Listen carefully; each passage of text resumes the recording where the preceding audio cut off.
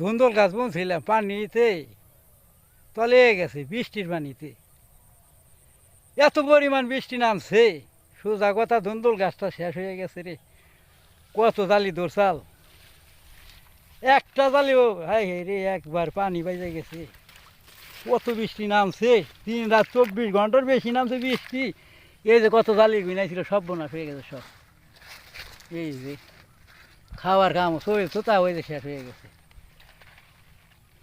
এত বৃষ্টি নামলে কি কিছু থাকে, পানি বেজে গেছে আমার ধুন্দুল খেতে।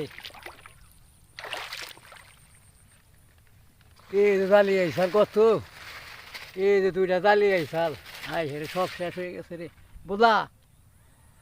আর খাবার জন্য নাই রে আমার গো। তোর মন খারাপ না? ওর মন খারাপ, কই আবার না তাই আর কি।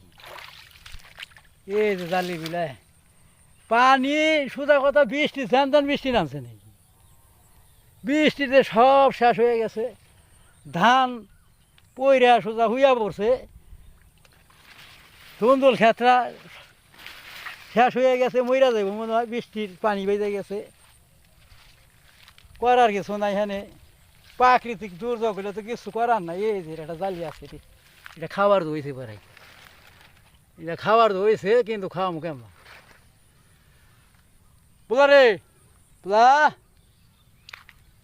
কি দেখতেছ তুই? তুইও কি দেখতেছ না? দ্বন্দ্ব করার কিছু নাই বুঝছ। এনে কি করু ক, ও বুঝে সব কিছু, আসলে কইবার পারে না, কিন্তু আমার কথা ও বুঝে, কিন্তু ওর কথা তো আমি আর বুঝি না, তাই না রে?